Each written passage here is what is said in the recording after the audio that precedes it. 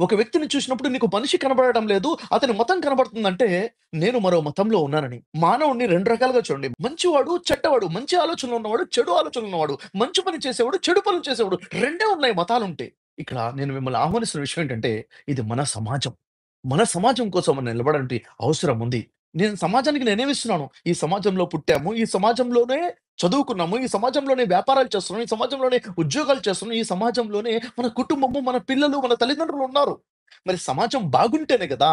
నేనైనా, నా వ్యాపారమైనా, నా కుటుంబమైనా, నా భవిష్యత్తయినా బాగుండేది. మరి సమాజ హితం కోసం మనం ఏం చేస్తున్నాం? సమాజంలో మన మధ్య ఉన్న ఐక్యత కోసం మనం ఏం చేస్తున్నాం? మనమైనా, మన పిల్లలైనా ఎంత సంపాదించాలి? ఏ ఉద్యోగం చేయాలి? మన పిల్లల్ని ఏం చదివించాలంటున్నాం? కాదు. ఈరోజు సమాజంలో డాక్టర్స్ ఎంతమంది కావాలో అంతకన్నా ఎక్కువున్నారు. ఇంజినీర్స్ ఎంతమంది కావాలో అంతకన్నా ఎక్కువున్నారు. ప్రతి ప్రొఫెషన్‌లో కూడా ఎంతమంది ఉండాలో అంతకన్నా ఎక్కువున్నారు. మన సమాజంలో కొదువైందంటే మానవత్వము మనుషుల కొదువైపోయింది. జాగ్రత్తగా వినండి. నేను మిమ్మల్ని ఆహ్వానిస్తున్న విషయం అంటే మానవత్వం వైపుకి అడుగులు వేద్దాం. మానవత్వాన్ని మంటగలిపేటి మతాలు మనకు అవసరం కూడా చెప్పండి. ఈ మతాలు మనకు కావాల్సింది కావాల్సింది. మనకు కావాల్సింది మానవత్వం. మనకు కావాల్సింది ధర్మం. మనకు కావాల్సింది ధర్మం. ఈ మతాలు మనకొద్దు. మనుషుల్ని చంపే మతాలు మనకొద్దు.